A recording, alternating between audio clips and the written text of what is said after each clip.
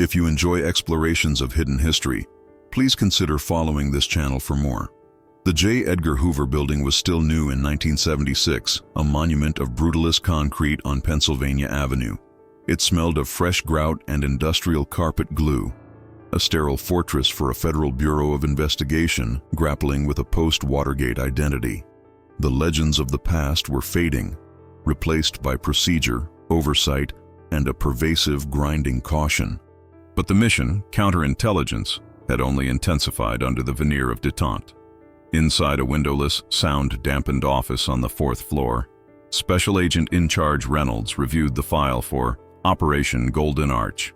It was his own designation, a piece of dry bureaucratic humor that would never appear on an official document.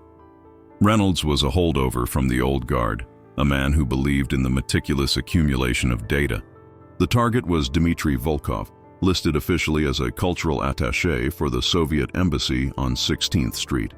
To the FBI's Washington Field Office, WFO, Volkov was a suspected GRU, Soviet military intelligence officer, a talent spotter tasked with cultivating new assets within the American defense and policy sectors. The problem, Reynolds explained to his junior handler, Arthur Vance, was that Volkov was exceptionally clean. "He doesn't use the parks for drops," Reynolds said, his voice a low monotone. "He doesn't frequent the usual dead letter boxes. He attends his functions, drinks his vodka, and goes home to the compound on Wisconsin. He is either a very boring diplomat or a very, very good spy." Arthur Vance, 34, was a new breed of agent. He wore his hair slightly longer than regulations preferred and understood the necessity of paperwork. He had been assigned to the WFO's Soviet Counterintelligence Squad, CI-2, and inherited the Volkov problem. "The technical surveillance on his vehicle is dry," Vance reported, reviewing his own notes. "The taps on the embassy are just noise. We have physical surveillance, the Shoe Leather Express, on him round the clock, but they report nothing but routine. He shops at the Georgetown Safeway. He takes his wife to the Kennedy Center. He drives his children to school." Reynolds tapped a pencil on the file. "The routine is the cover. We are missing the signal. Where does a man like Volkov go where he is not a diplomat? Where is he just a face in the crowd?" Vance had spent a week analyzing the surveillance logs, looking for the anomaly. He found it. "McDonald's, sir. 3 different locations, but one in particular. Glover Park, Wisconsin Avenue. It's just up the road from their residential compound. He stops there, alone, always on a Tuesday night, around 9 p.m. "McDonald's," Reynolds repeated, savoring the banality of it. "Fast food, anonymous, transient. Everyone is looking at their tray, not at the next table. It's the perfect place for a brush pass or a signal." The theory was formed. The Soviets were adapting. They were using the ubiquitous symbols of American capitalism as their new covert infrastructure. The Bureau needed eyes and ears inside, not just watching the parking lot. "Vance," Reynolds ordered, closing the file. "Find me an asset in that McDonald's. I want to know if he orders a Big Mac or a Filet-O-Fish. I want to know if he uses the salt shaker. I want to know everything that happens inside that restaurant. This is how we'll break the pattern." Operation Golden Arch was no longer a theory. It was an active case. Finding an asset inside a high-turnover, low-wage establishment like a 1970s McDonald's required a specific methodology. The Bureau couldn't simply place a trained agent behind the counter. It would violate protocols and risk exposure.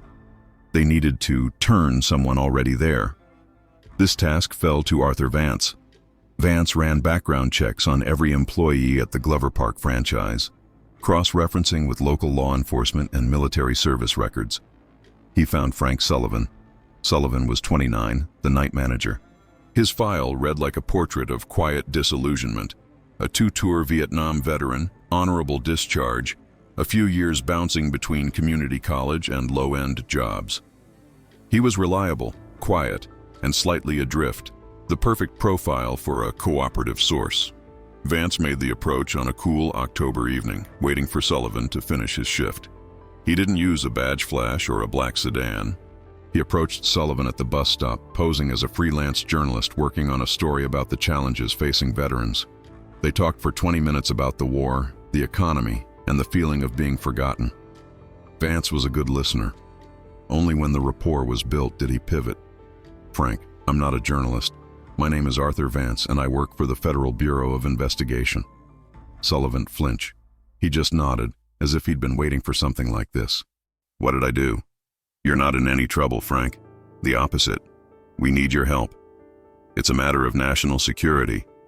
Vance explained the situation in carefully sanitized terms. There was an individual, a foreign national, who was visiting the restaurant regularly. The Bureau needed to know why. They needed Sullivan to be their observer. "You want me to spy?" Sullivan stated. "It wasn't a question. We want you to observe," Vance corrected gently. "You're a manager. You see everything. We just want you to write it down, who he talks to, where he sits, what he leaves behind. That's it. You'd be performing a great service to your country." The appeal to patriotism, combined with a generous weekly cash stipend for his expenses, was effective. Sullivan agreed. He was assigned a code name, Lancer. Vance trained him in the basics of observation. Don't stare, use the reflections in the windows, note the time, note the booth. If he leaves a newspaper, mark which one he left, but don't touch it until the surveillance team outside gives the all clear. Your primary job is to be a normal night manager. For the first 3 weeks, Sullivan's reports were mundane. Volkov, the man Sullivan knew only as the subject, came in every Tuesday. He always ordered a large black coffee and a filet-o-fish. He always paid in cash, exact change. He always sat in the same booth, the one in the back corner, facing the door, but partially obscured by a promotional poster for the new breakfast menu. The tension began to wear on Sullivan. He reported to Vance in weekly debriefs held in a parked bureau car 2 blocks away. "He just sits there, Art," Sullivan said, his hands fidgeting. "He eats his fish sandwich, he drinks his coffee. He reads his Vestia, which I guess is his own, he brings it in. Then he wipes his tray and leaves." "Does he talk to anyone?"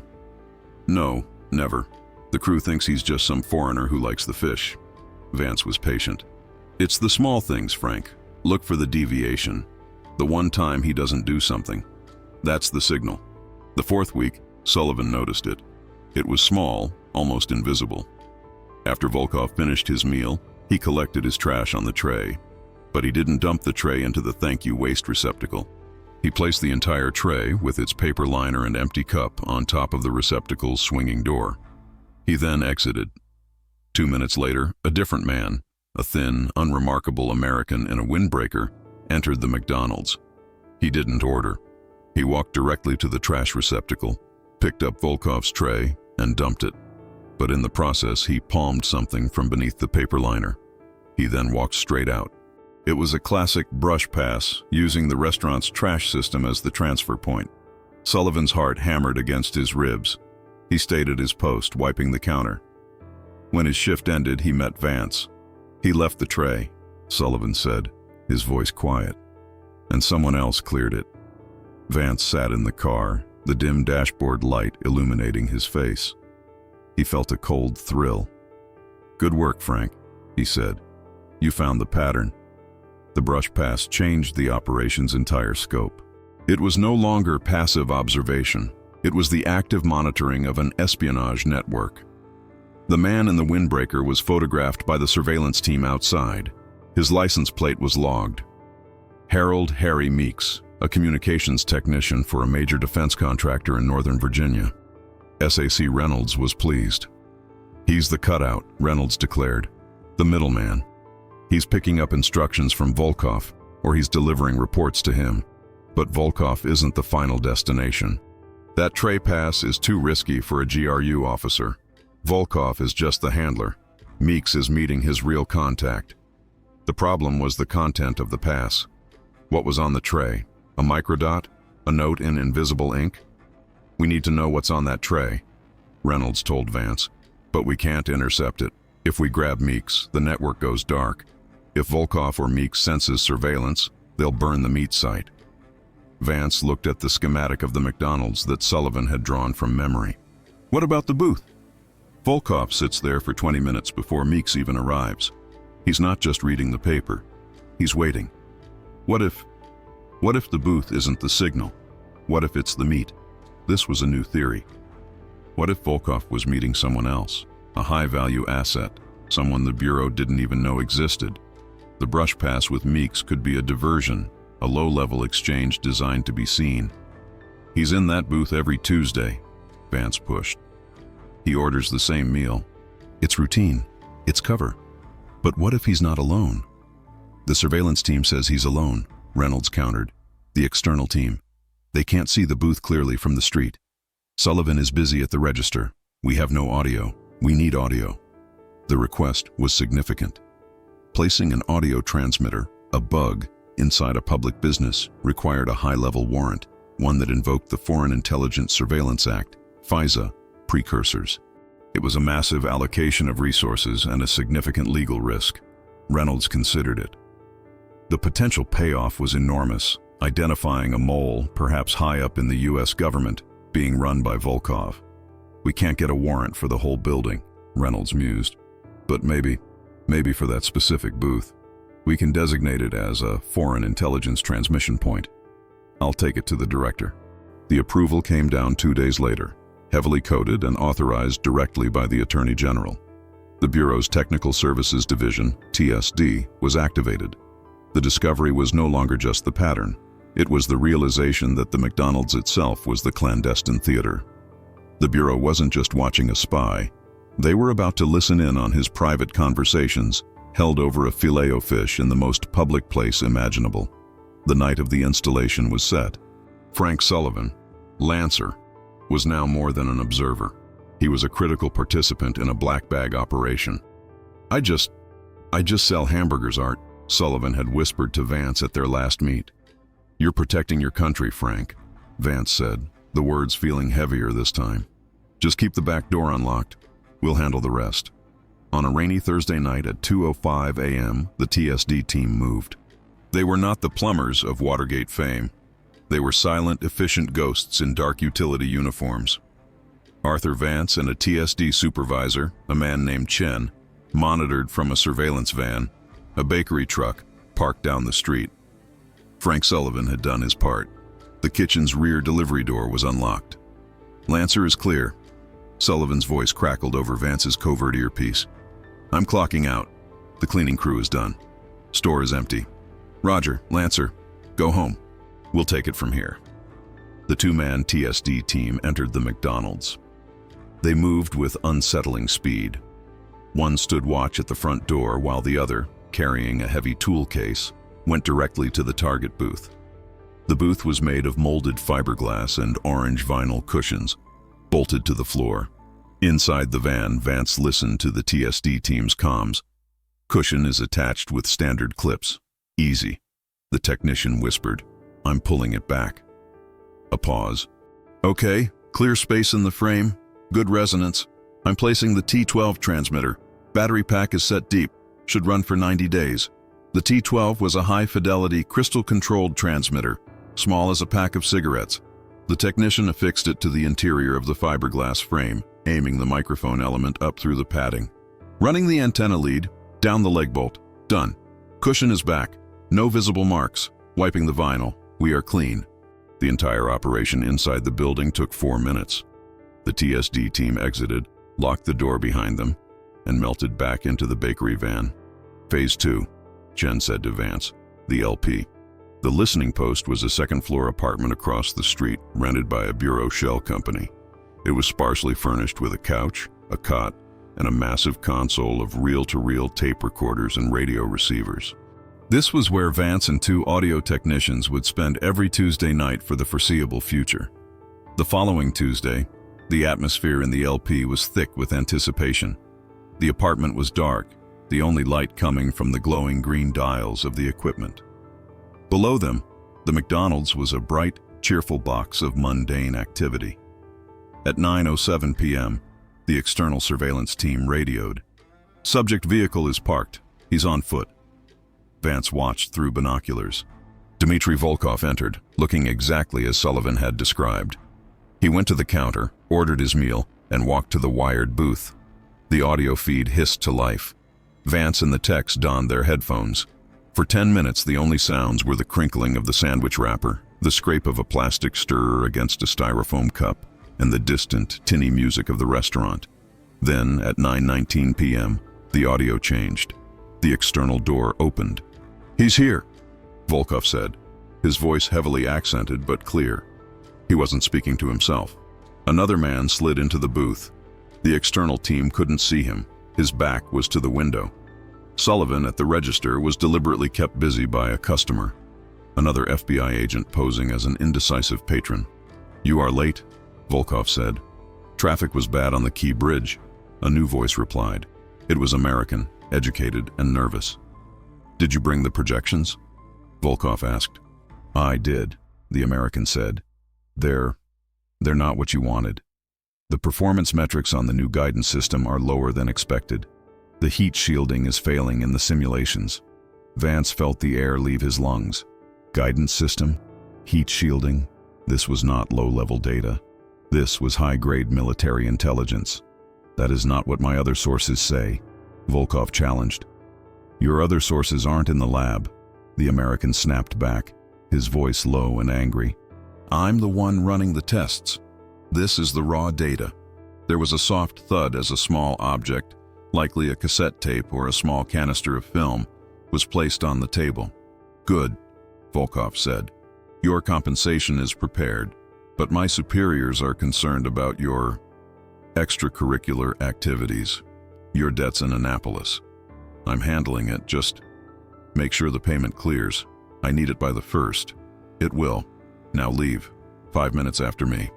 The audio captured the sound of the American sliding out of the booth. Vance signaled to the external surveillance team. "Target 2 is mobile. Tan trench coat, brown hair, moving south." The external team was ready. A photographer with a long lens positioned half a block away got 3 clear, grainy shots of the American as he crossed under a streetlight.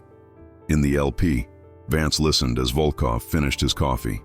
5 minutes later, the Soviet diplomat stood, collected his trash, and performed the now understood diversion, placing the tray on the receptacle for Harold Meeks, the cutout, to retrieve. The real exchange had already happened. The surveillance had worked. They had sound, they had a visual, and they had a traitor. The photographs were developed at the WFO lab within an hour. By 3 a.m., the man in the tan trench coat had a name: Dr. Alan Croft, a mid-level systems analyst at the Naval Surface Warfare Center in Dahlgren, Virginia. Croft's file was a tragedy of escalating compromises. He was brilliant, with top-level security clearances, but he also had a severe gambling problem. He was leveraged, deep in debt to loan sharks, and the GRU had found him. The data he was passing, simulation results for new missile guidance systems, was invaluable. The confrontation, as the Bureau termed it, was now inevitable. But it had to be precise. They could not apprehend Croft and simply play the McDonald's tape. The recording was from a clandestine, warrantless, in the criminal sense, national security wiretap. It could not be used in an open court. "The audio is our map," SAC Reynolds briefed the team. "It is not the evidence. We need to catch him with the next delivery. The McDonald's meet was the confirmation. Now we use it to predict his next move." Volkov was immune. Croft was the target. The Bureau placed Croft under 24/7 cradle-to-grave surveillance. Agents shadowed his commute from his townhouse in Alexandria to the Dahlgren facility. His phones were tapped, his trash was analyzed. For 2 weeks, Croft was clean. He went to work, came home. He seemed to be laying low. The pressure in the WFO was immense. They had a known spy handling active secrets, and they couldn't move. The break came from the phone tap, a seemingly innocent call from Croft to a bookie in Annapolis. "I'm coming into a little extra," Croft said. "I can clear my account, I'd say, by next Wednesday." Wednesday, the day after Volkov's usual Tuesday meet. The Bureau deduced that Croft, driven by his creditors, was forcing another exchange. On that Tuesday night, the LP across from the McDonald's was at maximum capacity. Vance, Reynolds, and the audio techs listened intently. Volkov arrived. 9:07 p.m. Croft slid into the booth. 9:20 p.m. "This is reckless," Volkov hissed. The transmitter picked up his anger clearly. "It is not the schedule." "I don't have a choice," Croft whispered, his voice strained. "I need the payment. I have the final telemetry data. It's the whole package." "Where?" "Not here." Too dangerous. You were right. We've been using this place too long. Vance's blood ran cold. They're burning the site. There's a drop, Croft said. East Potomac Park, tomorrow, noon, the Haynes Point turnaround. There's a bench near the sculpture. I'll tape the canister underneath it. And the payment? Volkov asked. Same bench, opposite side. You leave the envelope. I'll pick it up an hour after you've cleared the park. This is amateur, Volkov complained. It's the best I can do, Croft said. Noon tomorrow. This was the key event. The confrontation wasn't physical. It was a confrontation of protocols. Croft, the desperate amateur, had forced the hand of Volkov, the professional. And in doing so, he had just set the stage for his own downfall, broadcasting the entire plan to the FBI. Reynolds picked up the radio to the surveillance teams. We have the drop. East Potomac Park, tomorrow. We are moving to a full-scale apprehension scenario. I want every agent in the WFO available. The trap was set. The McDonald's franchise had served its ultimate purpose. Haynes Point, at the tip of East Potomac Park, is a desolate place on a weekday in late autumn. It's a long spit of land between the Washington Channel and the Potomac River, known for its golf course and its isolation. It was the perfect location for a dead drop. By 9 a.m., the park was owned by the FBI. Surveillance teams were disguised as joggers, fishermen, and groundskeepers. A high-powered camera team was positioned in the U.S. Park Police headquarters nearby. Arthur Vance was in the primary command van parked among the tour buses. The target was the bench near the abstract sculpture known as The Awakening. At 11:52 a.m., Dr. Alan Croft's blue Chevrolet Vega drove into the turnaround. He looked pale. He parked, got out with a newspaper under his arm, and sat on the bench. He pretended to read for several minutes. When the park was empty, his hand slipped under the bench. He fumbled for a moment, then stood up and walked briskly back to his car. Drop is complete, the jogger agent radioed. The technical team moved in immediately. They serviced the drop, finding a 35mm film canister affixed to the bench's underside with black electrical tape. They quickly photographed its contents, a roll of high-resolution film negatives, before replacing it. The evidence was now documented. At 12:45 p.m., a different vehicle arrived. Not Volkov. It was the cutout Harold Meeks, the man from the initial brush pass. He was Volkov's proxy, sent to make the exchange. Meeks sat down, taped a thick white envelope to the underside, and retrieved the canister. He was gone in 90 seconds. The exchange is complete, Vance said. Apprehend Meeks. 3 blocks away, Meeks's vehicle was boxed in by 2 bureau cars. He was taken into custody without incident. The film canister was recovered. At 1:30 p.m., Croft's blue Vega returned. He drove slowly past the bench, saw the envelope was there, parked, and retrieved it. The moment the envelope was in his pocket, Vance gave the signal. Move. 2 agents who had been fishing nearby turned and walked toward Croft. Croft saw them and froze. He knew. Dr. Alan Croft? One agent said calmly. Croft nodded, his face ashen. You need to come with us, sir. Croft did not resist. He was placed in the back of an unmarked federal vehicle. His exposure was total. In the command van, Arthur Vance felt no sense of victory, only a profound bureaucratic exhaustion. The operation, launched from the vinyl booth of a fast food restaurant, had culminated on a cold park bench. The institutional response was swift and silent. Dr. Alan Croft was not taken to a local jail. He was taken to a secure holding room at the J. Edgar Hoover building. There were no bright lights or rubber hoses. The methodology of 1976 was psychological. Vance and Reynolds conducted the first interview. Croft sat at a simple metal table, his expensive suit rumpled. We know everything, Alan, Reynolds began, his voice flat. He laid out the 8-10 glossy photos taken at Haynes Point. This is you, placing a canister of classified film negatives. This is Harold Meeks, a known Soviet courier, retrieving them. This is you, retrieving your payment. Croft remained silent, staring at the table. Harold Meeks is in custody, Vance added, observing the man's reaction. He is cooperating. He has confirmed he was working for Dmitry Volkov, retrieving packages for the GRU. This was the leverage. They had the physical evidence from the park, which was admissible in court. They did not need to mention the McDonald's tapes. I want a lawyer," Croft stammered. "You'll have one," Reynolds said. "But you need to understand your position. We have you on espionage. We know about the data from Dahlgren. We know about the debts. We know about the boat in Annapolis. A trial will be public. It will be embarrassing. Your family will be ruined." This was the pivot. The threat was not prison. It was exposure. "Or," Reynolds continued, "you can cooperate. Help us understand the full scope of Volkov's network. Help us mitigate the damage you've caused. The U.S. attorney will be grateful for that cooperation." Croft broke. The interrogation lasted 6 hours, but the confession was immediate. He detailed everything. How Volkov's agents had approached him through his bookie, how they leveraged his debts, and how he had been smuggling data negatives out of Dahlgren for 18 months. He confirmed the McDonald's booth was the primary confirmation site. He would sit, pass the data, and receive verbal instructions from Volkov. The fast food restaurant was chosen for its noise, its anonymity, and its proximity to the Soviet compound. Volkov could be there and back before his own security detail even noted him missing. Croft's trial was handled quietly. To avoid the public dissemination of the classified information he had compromised, the proceedings were heavily sanitized.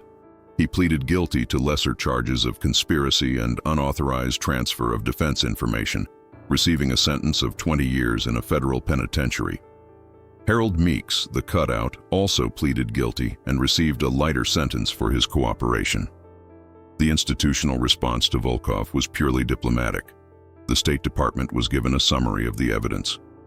2 days later, Dmitry Volkov was declared persona non grata and given 48 hours to leave the United States. The Soviet Union, in a standard tit-for-tat, expelled a junior American diplomat from Moscow. The game was reset. The consequences of Operation Golden Arch rippled out, touching everyone involved. For the Glover Park McDonald's, the change was invisible. The Bureau's TSD team returned one night, removing the T-12 transmitter and sealing the booth. The restaurant continued to serve hamburgers and fish sandwiches, its role as a Cold War battlefield unknown to its customers. For Dr. Alan Croft, the aftermath was a quiet descent into obscurity. His career, his reputation, and his family life were shattered. He served 12 years of his sentence before being paroled, disappearing into a new life under a new name, a broken man. For Arthur Vance, the case was a significant professional victory. He received a formal commendation from the director and was promoted to a supervisory role in the CI-2 squad. But the case left a residue of moral ambiguity. He had operated in the gray, leveraging a civilian asset in a way that felt necessary but profoundly uncomfortable. The most complex aftermath was for Frank Sullivan, Lancer. He was now a compromised asset. He had been an active participant in a federal counterintelligence operation. The Bureau could not risk the GRU or KGB identifying him. Vance met Sullivan one last time, not in a dark car, but at a diner in Silver Spring. "You did a good thing, Frank," Vance said, sliding a thick envelope across the table. Sullivan didn't touch it. "They just disappeared. Volkov, the other guy. It's in the papers that a diplomat was kicked out." "That was your work," Vance confirmed. "Am I in trouble?" Sullivan asked, his eyes scanning the other patrons. The paranoia of the operation had settled deep into his bones. "You're not in trouble," Vance said, "but you're not safe here. The people Volkov worked for, they don't forget. We need to move you." The envelope contained $10,000 in cash and a one-way bus ticket to a city in the Midwest. Sullivan was offered enrollment in the FBI's new Asset Protection Program, a precursor to the Witness Protection Program but for intelligence sources. "A new name," Vance explained. "A new job will set it up, a new life. But you can't contact anyone from here. You can't ever come back to DC." Sullivan looked at the envelope. He had served his country in Vietnam and come home to nothing. He had served his country in a McDonald's and was being forced to lose the little he had. "This is the cost, isn't it?" Sullivan said. Vance had no answer. He just nodded. "It's the cost." Frank Sullivan picked up the envelope, left the diner, and was never seen in Washington again. Years passed. The Cold War hardened, thawed, and hardened again. By 1985, Arthur Vance was a section chief at the Hoover Building, a senior bureaucrat in a war of files and secrets. The Golden Arch file remained a key case study at the FBI Academy in Quantico. It was taught as a new model of opportunistic counterintelligence. The Bureau's methodology had changed. The operation proved that Soviet intelligence was actively using soft American targets, fast food chains, shopping malls, convenience stores, as operational theaters. The legacy of the operation was the expansion of this surveillance. The FBI initiated similar, smaller-scale operations at other fast food locations near sensitive government installations in D.C., Los Angeles, and Silicon Valley. They learned to map the mundane. Vance, on occasion, would review the file. He saw that Croft had been released and was living somewhere in Florida. He saw the official diplomatic correspondence regarding Volkov's expulsion. He also found a sealed addendum. He used his new higher clearance to open it. It was the internal file on Lancer. Frank Sullivan had been relocated to Des Moines, Iowa, under the name Paul Johnson. He had been given a job as a logistics manager for a shipping company, a bureau proprietary. He lived quietly for 4 years. In 1981, his FBI handler in Des Moines filed a final report. Johnson, Sullivan, had walked away from the job and the apartment. He had left a note. It just said, "I'm tired of looking over my shoulder."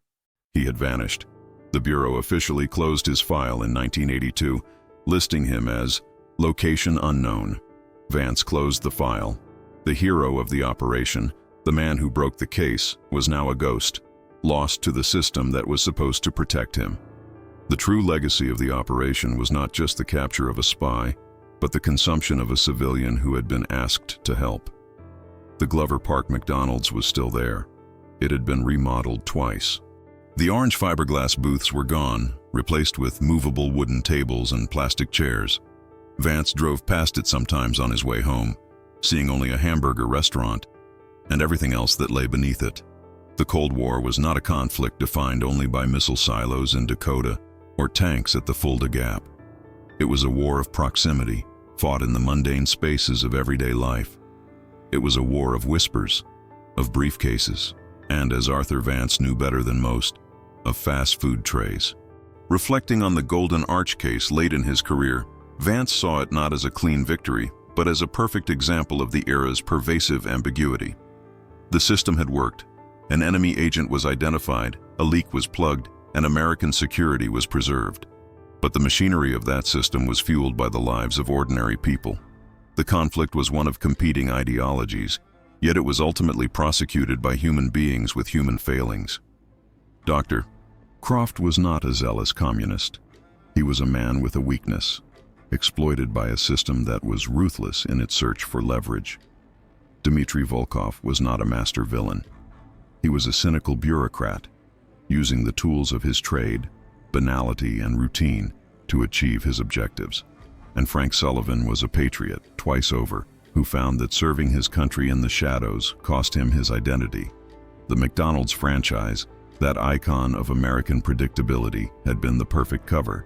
Its very mundanity provided the camouflage for the tradecraft. The operation demonstrated that in the new espionage, any public space could be weaponized, any civilian an unwitting or unwilling participant. The case file was a stark reminder that history is not just made in embassies and war rooms. It is also made in the corner booths of restaurants, in the brief, desperate conversations held over coffee and sandwiches, and in the quiet, analytical work of those tasked with listening in.